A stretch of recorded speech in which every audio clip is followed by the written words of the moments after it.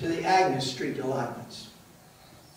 May 4th, I spoke with the secretary at the Municipal Yard, Roads Division, who was very helpful about the numbers of staff employed with maintaining the roads.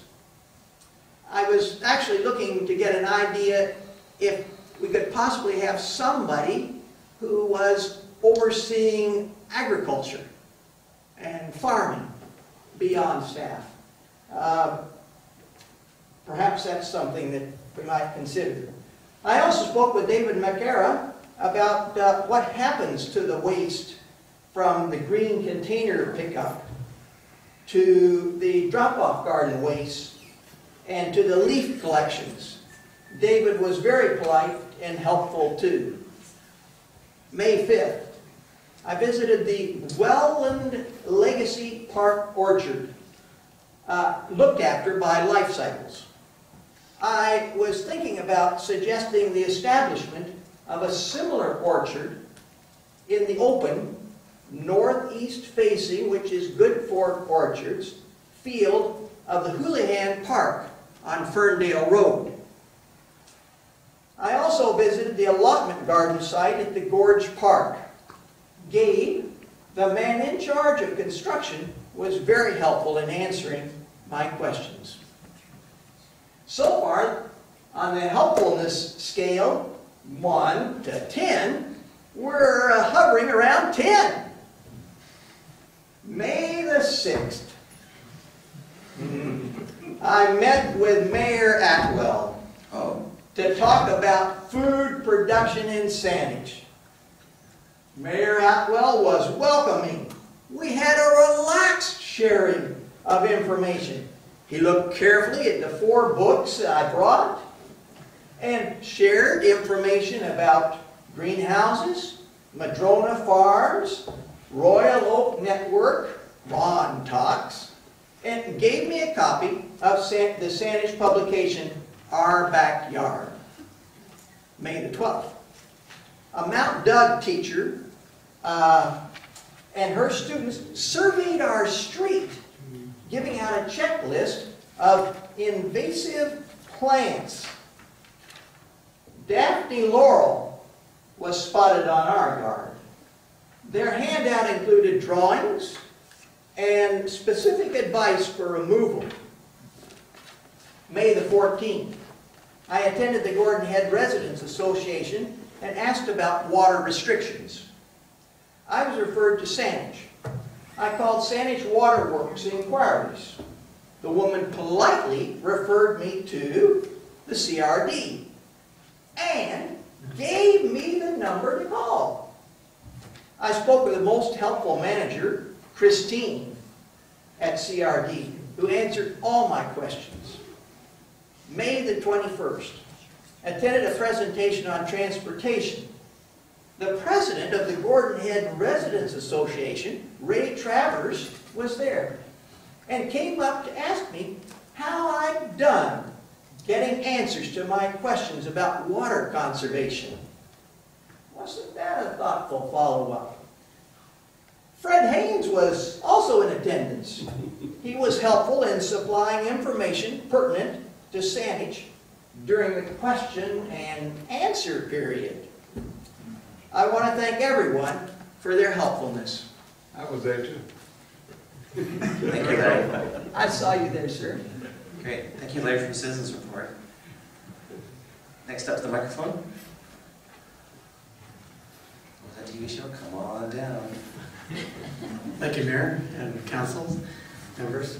We're Bev and Mark Hensley from 4909 Cordova Bay Road.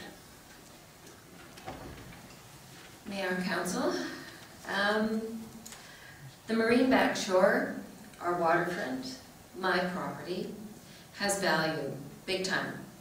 Scenic value, educational value, scientific value, recreational value. Our property gives us a sense of place because of its unique value. Having said that, we protect what we value. The EDPA is too restrictive for 4 reasons. It prevents homeowners like ourselves from enjoying our property's values. It's set up to separate neighbors between those who use the waterfront for all its values versus the ones who just want a view, believing that they are being environmentally supportive. It's set up to further divide the municipality and the people, exemplifying our power differences. If people are pushed, persuaded, coerced, cajoled, the EDPA won't work. Saanich ought to be proactive and supportive in building a more positive image through community development, like engaging people in many through community development, and engaging people in many educational workshops, co-op programs, and other ways to promote neighborliness and facilitate personal connections based on our common concerns for the environment. There are many educated and experienced professionals within our community. Thank you. Mark? Yeah. I just want to add that, so I've lived in Cordova Bay since the 60s. 18 years at our current address, just down the beach here at 4909. And well, we've raised our kids there, and we tell them to respect the environment, cherish the marine habitat.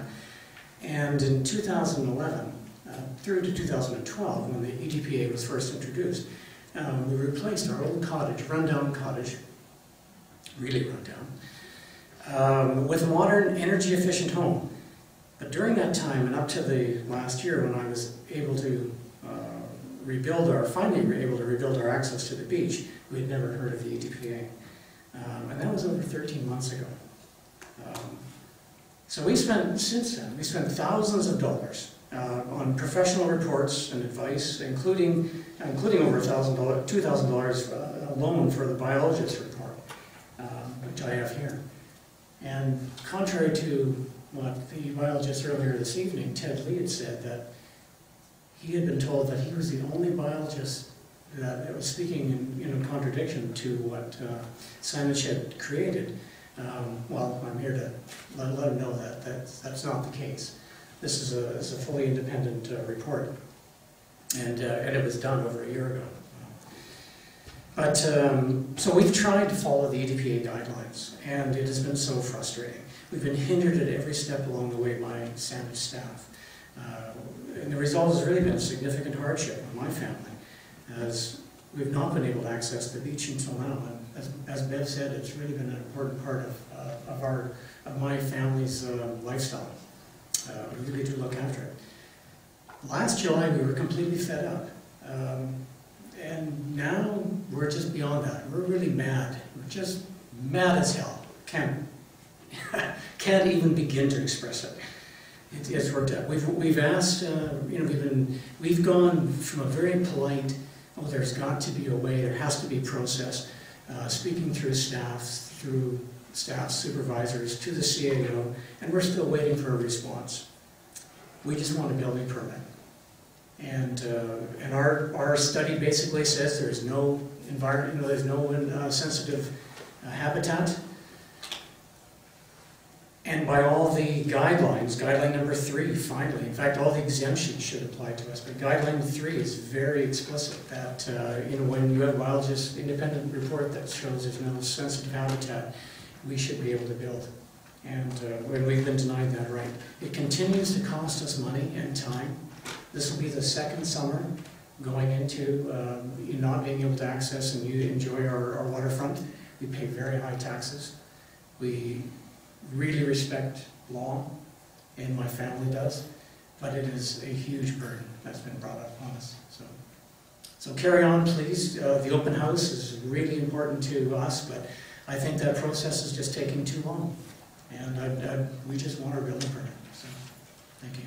Mark, a question for you. Oh, please. Maybe you want to bring Ben back up to the microphone so we can speak together.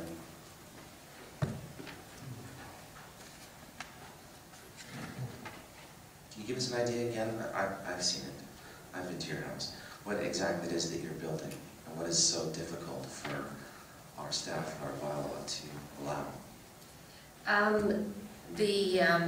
The construction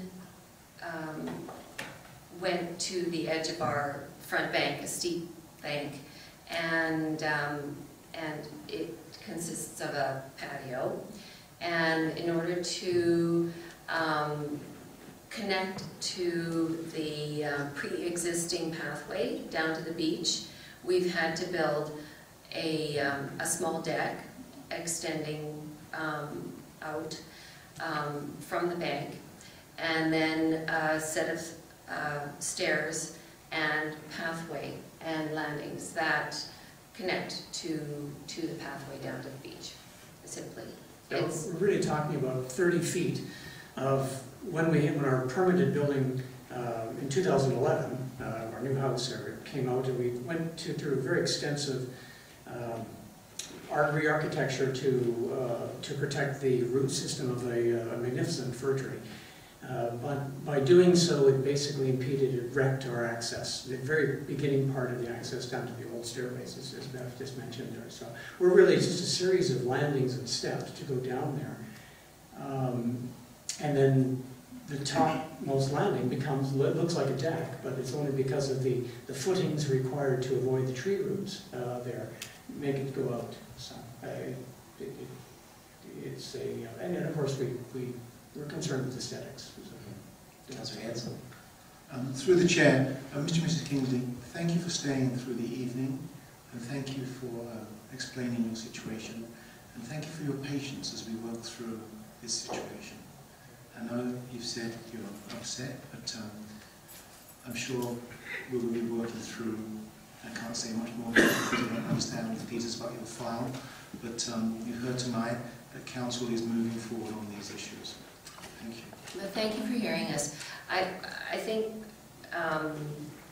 the difficult thing for us is that we've complied and followed the instructions given to us by Sanish staff, and we're just waiting for the go-ahead to move forward. And myself personally, I've had to overcome severe injury, and same with my daughter, and having to navigate up and down the stairs